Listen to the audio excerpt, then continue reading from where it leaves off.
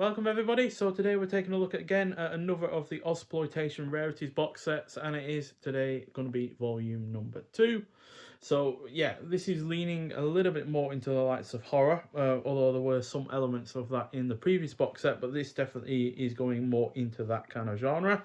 So yeah, let's take a look at each of the films first, and then we'll take a look at the extras on the disc, as well as all of the physical extras as well. So the first film is from 1982, and it is Desolation Angels. So this is directed by Christopher Fitchett, who I've not seen anything else from before.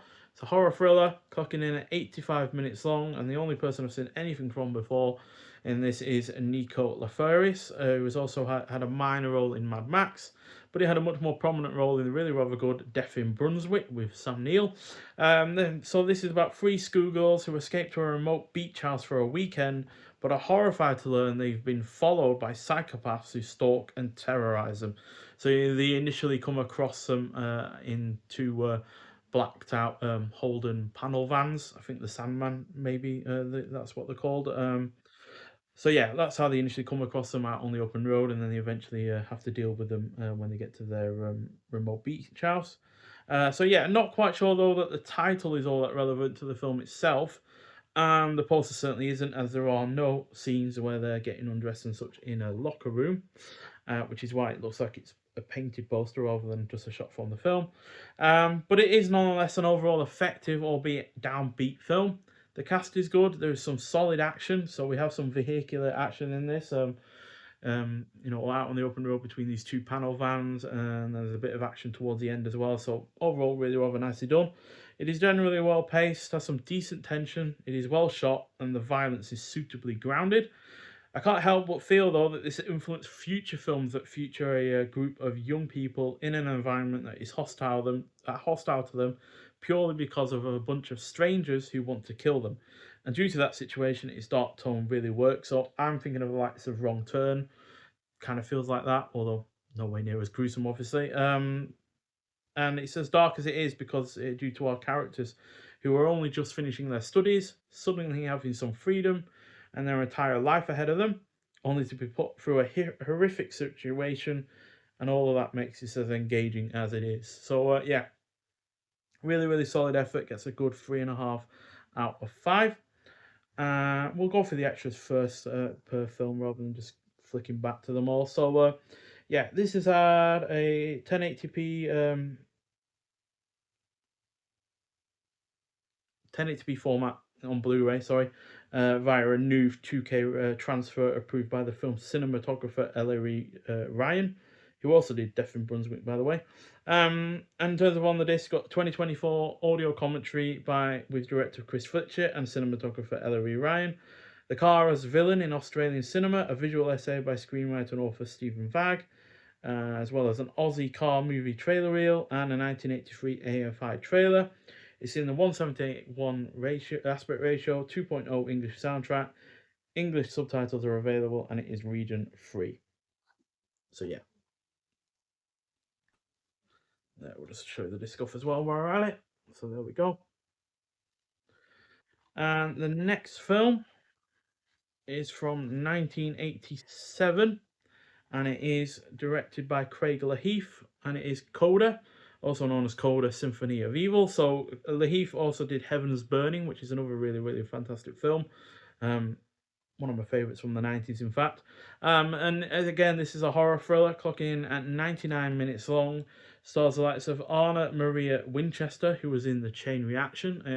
That's a film I highly recommend, by the way. Feels like a mix between Mad Max and a conspiracy thriller from the 70s, to be honest. And yeah, but she's the only one I've seen in anything else from before. So the brutal murder of a university's most promising music student sends panic and fear through the study halls of academia. Neighbour and fellow student Kate Martin finds herself caught up in the hunt for the mass killer as one by one the people around her start dying in bizarre and horrific ways. And so although there is plenty to like about this effort, it is unfortunately let down by the fact that it was made for TV. So this ultimately means that this is nowhere near as violent as you might expect, and therefore isn't quite as entertaining or impactful as it could have been, which is a shame, really, as that is also not helped by the fact it's got poor pacing. So, like a lot of horror slashers from the 80s, typically don't have the best pacing, and this is really the case for this one, which again isn't helped by the the lack of violence. It really put me in mind of the original My Bloody Valentine from the early 80s, and I know I've probably seen the cut version of that, but that again also lacked in violence for a lot of it, had slow pacing, and that undermined it as well a great deal. So that's what this put me in mind of. That said, it is an overall engaging effort, even if the end reveal is rather obvious. It also has plenty of atmosphere, some decent tension. The cinematography is solid despite the old age TV aspect ratio. So it's in the 133:1 aspect ratio. So it has the two large black bars either side of the screen. There is some good use of classical music. The cast is reasonable, and the violence that is featured is well executed. I also like the fact that the majority of the leading roles in this are played by women, even including the lead detective, who therefore has power and the ability to bark orders and such like that, which I feel was quite a revolutionary for the time. This is obviously about 4 years before the likes of Prime Suspect in the UK came out, with Helen Mirren in the lead role. And I can't think of many other films or TV series or the like that had a woman in the leading role, where, well, not in the leading role, but in a leading position of power, where she could do what she wants and basically lead the investigation. So that in of itself is good, but yeah, it's just really, really hampered by the pacing and the fact that it's not violent enough for a film of this type. But still, it gets a 3 out of 5. I'm not sure if I said Desolation Angels gets a 3.5 out of 5, by the way. Sorry if I forgot that. So yeah, it's also got a 2.0 Dolby Digital soundtrack, English subtitles, region free again, and yeah, it looks and sounds fairly decent in terms of its new 2K transfer, which was approved by the film's cinematographer David Foreman. You've also got audio commentary from 2024 with production designer Annie Browning, assistant director Gus Howard, and actress Liddy Clark. 2024 interview with cinematographer David Foreman. Another 2024 interview with Liddy Clark. So yeah, she's also doing an audio commentary as well as an interview, which is good. And then you got a Labyrinth short film, or short film called Labyrinth. You got the Jogger short film, Craig Laheath trailer reel, the VHS experience, and the original trailer as well. So yeah, all fairly solid. And lastly, we have from 1988, The 13th Floor. So, not to be confused with the late 90s effort, but this is directed by Chris Roach, and it was his only effort as far as I can work out. And this is more purely in the horror genre, clocking in at 88 minutes long. Stars the likes of Tim McKenzie, who was in Gallipoli alongside Mel Gibson, and directed by Peter Weir.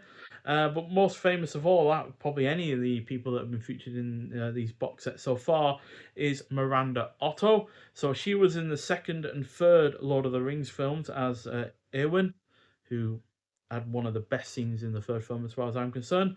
But she was also in the likes of Talk to Me and Annabelle Creation. So starting off in kind of horror, and then also in a much later career also being in horror. So as a child, a girl witnesses her father electrocute a young boy. When she grows into an adult, the ghost of the murdered boy appears to her, and together they set out to expose the crimes of her father. So despite the fact that this film doesn't really satisfy as far as the poster and basic plot synopsis go, what it does have to offer was satisfying enough, even if not as good as it could have been.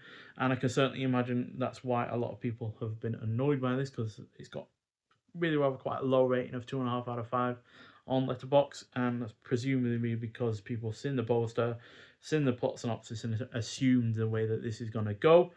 I also suspect the reason this seemingly continually gets distracted from what it promises is due to budget constraints, which is kind of noticeable in certain aspects of the production, because a lot of it does take place on this 13th floor of this skyscraper, and the door signs look like they've been cut out by cardboard and such. So yeah, and it is obviously clearly far cheaper to fill the plot out with other plot points than going for this kind of thing on the poster here. So yeah, there are other elements to this. Our lead, who is the child who grows into an adult, she's a squatter. She's with a friend who is a drug addict and is constantly tempting her to get into drug addiction. Her father's also chasing after her, and trying to find her with private detectives and the like, because she's stolen some documentation that kind of, proves he's a criminal and such. So they're after her in that regard. And there is some decent tension to be had from the non-supernatural aspects of this, while the character interactions are decent. But yeah, it is a little bit of a shame that it doesn't go as far as it could do in terms of the supernatural parts. That said, the cast is also serviceable. The pacing is on point. There is some effective violence. The score is good, and even though the finale is on the anticlimactic side of things in one respect, at least it is satisfying in another. So yeah, this also gets a 3 out of 5. I'm probably being a little bit on the generous side of things because, like I said, it doesn't fully, you know, go to town with its plot synopsis or with the way the poster looks. Which isn't to say this doesn't happen. It does, but it's only really in the last several minutes of the film. So, yeah, there's a diss though. I will say this though. This probably had one of the less impressive um, soundtracks. As yeah, it doesn't sound particularly great. I felt it's got a 2.0 Dolby Digital soundtrack, but yeah, I just didn't find it to be sounding all that great, unfortunately. That said, it's in the 178 to 1 aspect ratio. Got English subtitles again. It's region free, and yeah, it's had a high a 2K transfer again, which was also approved by the film's writer director Chris Roach. And then you've also got, in terms of extras, a 2024 audio commentary with writer director Chris Roach, 2024 interview with actress Lisa Hensley, Women in Peril, a visual essay by author and TV historian Andrew Mercado, the VHS experience, and the original theatrical trailer as well. So, yeah. So all in all, this box set is probably ranking right alongside the first one, to be honest. 2 3-star films and 1 3.5-star film. Um, and yeah, even though I feel like perhaps the 2 3-star films aren't quite matching the ones of the first box set, the 3.5-star film does match the one in the first one at least. So yeah, we do have some physical extras with this release, of course, as usual, which include the hard box itself, which has artwork inspired by the 13th floor, and then we've got a mixture of elements on the reverse, and the side with the titles. We've also got a couple of posters. So this is all going to be very familiar if you watch my first unboxing and review of the first box set, because yeah, similar elements in this one. So we got the new artwork on the reverse for one, and then we got the post a different kind of poster for Coda, which I actually quite like, to be honest.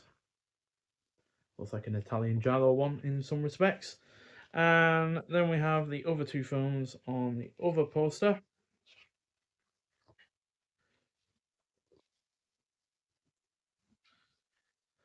So we've got Desolation Angels, also known as Fair Game. I've not heard of it being called that before. Fair Game, I guess, sounds a little bit, potentially a bit more relevant than Desolation Angels. And then we've got the 13th Floor, which is definitely the best poster of the three. It's a shame it doesn't fully capitalize, I should say, on that poster as far as the film goes. Then we've got a few art cards, again, just like the previous box set. So again, we've got another different poster for the 13th Floor, which again, I really rather quite like. Same poster again for Fair Game / Desolation Angels, which it's called here, with a completely different poster.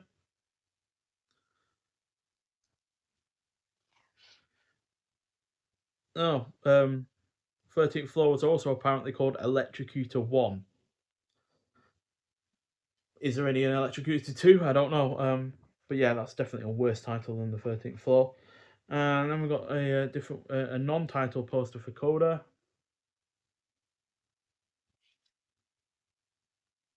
Then the original poster for Coda. Then the one we've already seen on the reverse of one of the posters. And then a spoiler. It's quite violent, this art card, so look away now if you don't want to get it spoiled or you just don't like violence. So you've had the warning there. And then finally, get a booklet. So that's from Coda, by the way. So just like with the previous one, it's got a mixture of elements to this booklet. So we've got Lie, Cheat and Steal, an introduction to Ozploitation Rarities Volume 2 by Paul Harris. And then we've got the several shots from the films, as well as the making of Desolation Angels in 1982. So that's one of the vehicles that they are chased down by the way. Pretty sure it is a Holden. Whether or not it's called the Holden Sandman or just a typical panel van, I'm not sure. And then we've got, yeah, like I said, a varying amount of elements. There are some shots in here that are nudity, so I'm not going to show those off, because then I'll really get done by YouTube. Then we've got a Codus crew shot there.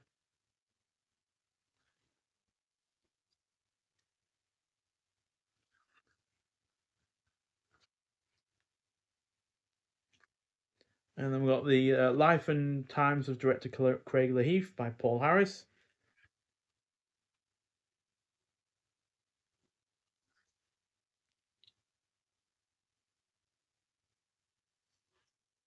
Then we've got Movie Man Eschew's art.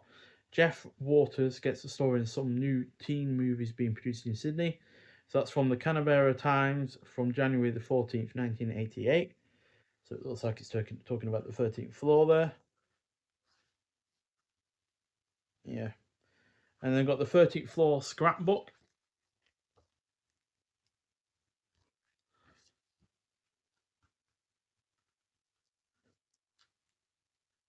As well as 13th floor production concept sketches.